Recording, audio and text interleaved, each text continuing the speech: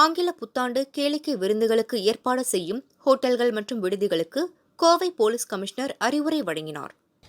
இது மாதிரி எந்தெந்த ரோடுகளில் ரேஷ் டிரைவிங், ட்ரங்க் அண்ட் டிரைவிங் நடக்க இருக்குதோ, முக்கியமாக அவினாசி ரோட்டில் இங்கே 500 மீட்டருக்கு ஒரு தடவை பேரிகேட்ஸ் போட்டிருப்போம்.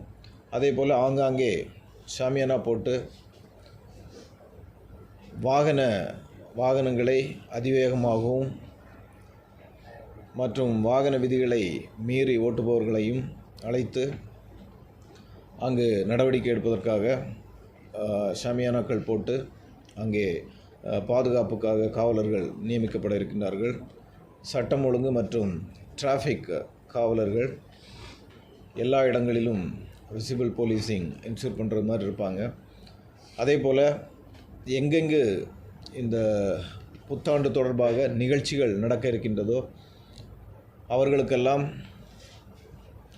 எல்லாருக்கும் ஒரு டீட்டெயில்டு இன்ஸ்ட்ரக்ஷன்ஸ் கொடுத்துருக்குது. முக்கியமாக டைமிங், அதே போல் நிகழ்ச்சிகளில் பங்கெடுத்து கொண்டு மது அருந்தி கொண்டு வாகனம் ஓட்டாமல் இருப்பதற்காக அவர்கள் எடுக்க வேண்டிய நடவடிக்கைகள், அதாவது டிரைவர்ஸ் இது பண்ணுறது, விமன் அண்ட் ஃபேமிலி மெம்பர்ஸ் அவங்களுக்கெல்லாம் வந்து சிறப்பு கவனம் செலுத்தி அவர்களுடைய பாதுகாப்பை உறுதி செய்வது. அதே போல் ஏதாவது சின்ன தகவலாக இருந்தாலும் உடனடியாக காவல்துறைக்கு தெரிவிப்பது. போதைப் பொருட்கள் ஏதும் இந்த புத்தாண்டு கொண்டாட்டத்தில் கலந்து விடாமல் தடுப்பதற்கு எடுக்க வேண்டிய நடவடிக்கைகள், இதுபோன்று பல்வேறு அறிவுரைகள் இந்த நிகழ்ச்சிகள் நடத்தக்கூடிய கிளப்ஸ் மற்றும் அசோசியேஷன்ஸ், அதே போல் லைசன்ஸ்டு பப்ஸ் எல்லாருக்கும் நம்ம டீட்டெயில்டு இன்ஸ்ட்ரக்ஷன்ஸ் கொடுத்துருக்குறோம்.